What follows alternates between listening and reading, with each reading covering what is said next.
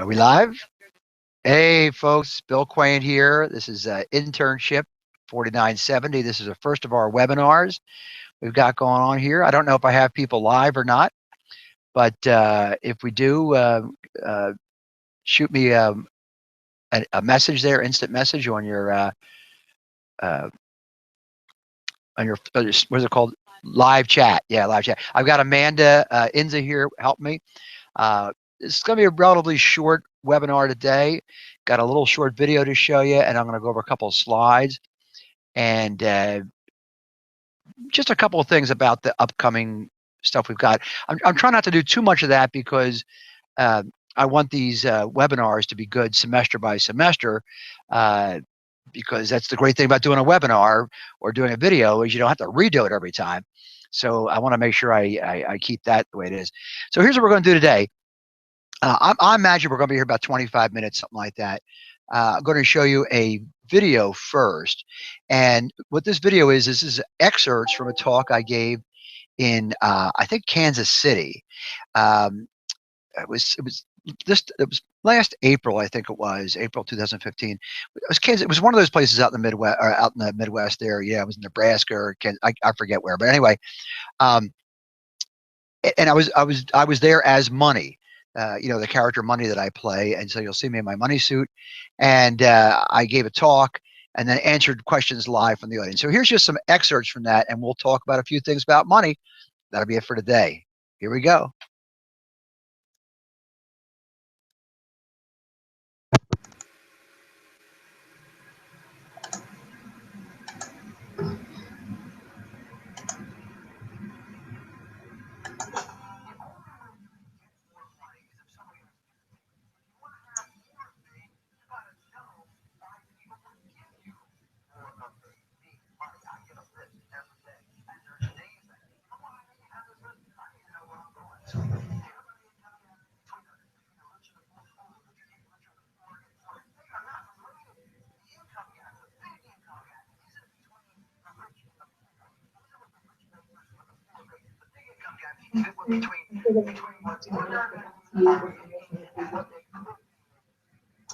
Yeah.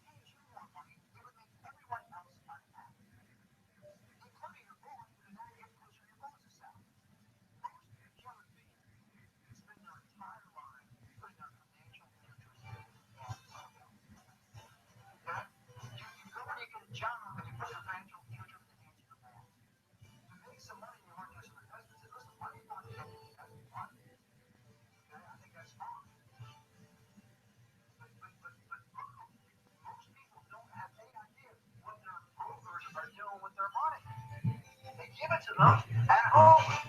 So if I have $100 in my pocket and I have $120 paid, and you can solve it for me, guess what? I'm happy you got $1. Why? It's a bargain. Do you have your hands on the pulse of your money making abilities if you feel it? It's going to get you are solely to pay for you. Everything is in your favor. The only thing is not in your favor is if you have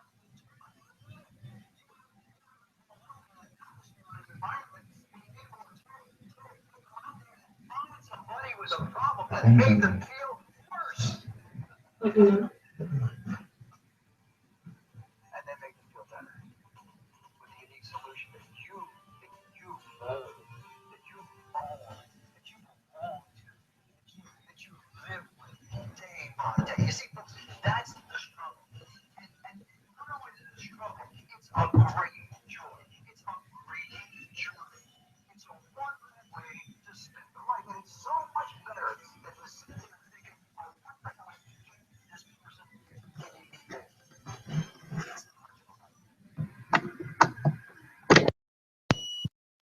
Okay, and we're back. Like I said, those are just excerpts from a talk I gave. It was a lot of fun to do, and I've done a few talks as money. People really enjoy when money comes to town, and they can talk and ask questions for money. We did live questions from the floor. I don't think I had 300 or 400 people there in the audience. It was a lot of fun. Amanda, do we have anybody who's signed in and left us a comment there? Let us know they're here. Hey, I know we got some people on, so about 12 people. That's terrific. So that's don't forget, just drop me a little live chat thing. You know how to do that on the right-hand side there? I guess everybody knows how to do that, don't they? I mean, yeah, a little chat box, just type in, say you're there. Okay. Listen, a couple of quick things we're going to take out of this. And like I say, we're not going to spend a lot of time with this, but I wanted to kind of bring it back to earth with you with this stuff because there are a lot of things that this has to do with a job. I mean, I talk a lot about being an entrepreneur and having an income on the side, but it's also this idea of money and how money is made. I think it's really important to consider that because remember in the very beginning, money talked about that the only way to get more money is to get it from other people, and they have to command their money to go to you. So the thing is how do you get people to command money to go to you? And so today and a couple more times during the semester, we'll be talking a little bit about this. So let's just do a couple slides here, Amanda, please, and we'll get in and get out here of what we got going on. So and then now, as you know, folks know, Amanda's got to read these slides to me so that I know what they say. So what do we have here first, Amanda?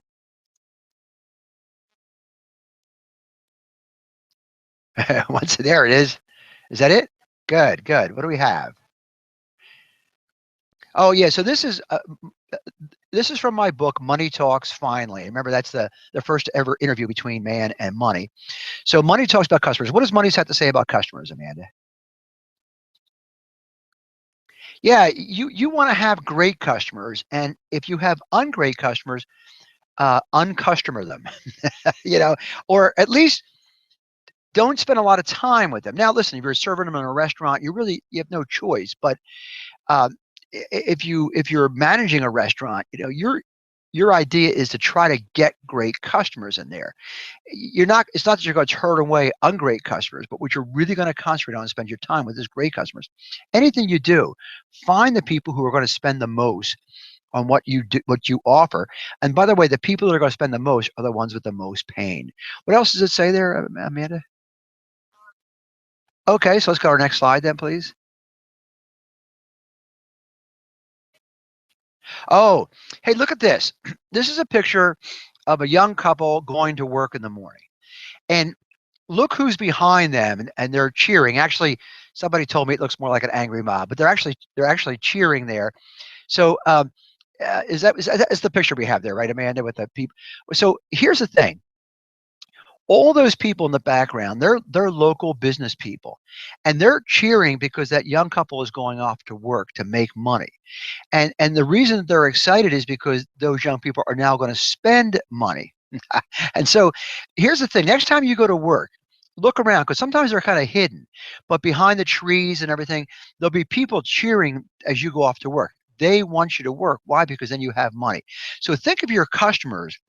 Your customers are people who have your money now, and you're one of those people who's cheering every time your customers make money, because when your customers make money, they become better customers because now they have more money. And people are always saying, uh, it's bad that the wealth is being concentrated in the hands of a few people. I look at it differently. I think it's just easier to find customers. If the wealth is concentrated in fewer people, that's good news for me if I'm trying to sell them something. Next slide, please. All right, what makes a great customer? There's what, 4 or 5 things here. I think 4 things. So what do we got here, Amanda? Yeah, see, a great customer is somebody who has a problem, because unless they have a problem, they're not going to give up any money. And that problem could be all kinds of things. They need to go out for a place for dinner. They need more money in their lives. They need something shipped for them. I mean, there's all kinds of problems people have. But great customers have great big problems. They have money. Yeah. See, a great customer has money.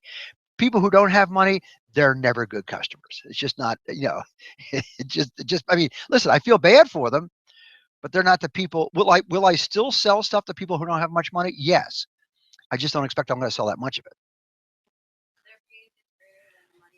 See, a great customer has great pain, and the pain is greater than the amount of money they have. See, you want them to think solving the pain is a bargain, because you're looking for people with $120 pain, and you're only going to charge them $100. Now, guess what?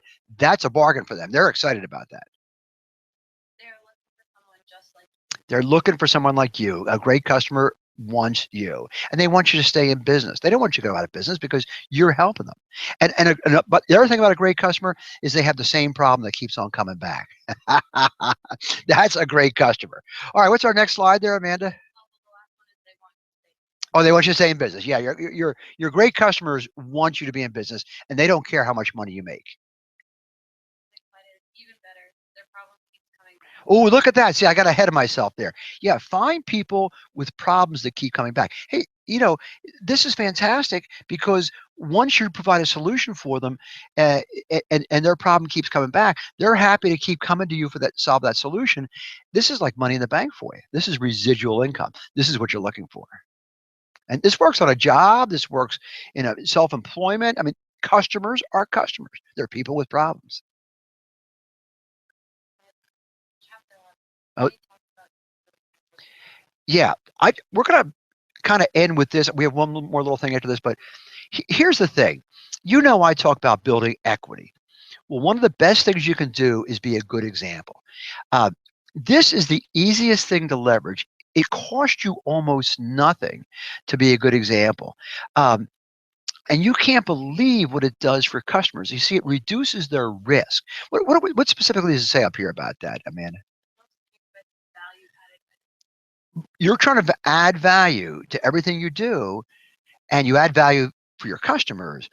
Being a great example is the least expensive added value you can make.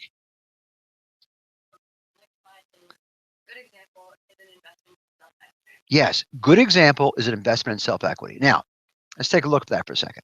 Remember, and we'll talk about more about this in another Money Talks webinar coming up, but um, good example reduces risk. Uh, your customers want to have confidence in you. Your coworkers and colleagues, which by the way are customers for you, because it helps you make money. Your boss is a customer. Your boss is a dangerous customer, because your boss doesn't want to make you, but your boss does care about how much work you do and how much money you make, but nonetheless your boss is a customer.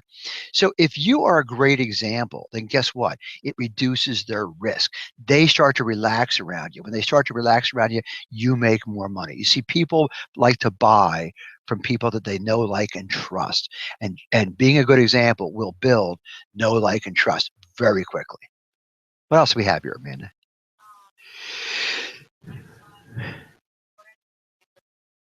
Uh, All right, now look at this. I'm going to I'm going to tell you something right now that's I don't think a lot of you are going to get until later in life. Try to remember this though. We, most of us like to be good examples for our customers, and like most of us like to add value for our customers. We see that. You want to be a great example and add value for your suppliers, because your suppliers will then discount stuff to you. If you're doing more for them, they'll do more for you. Now they may discount it to you by actually discounting the price, or they may give you more, which is the same thing as a discount. You want to be a good example both ways, and you want to keep in mind that you're trying to solve you're trying to solve your customers' problems. But what we're not taught very often is how to solve our suppliers' problems.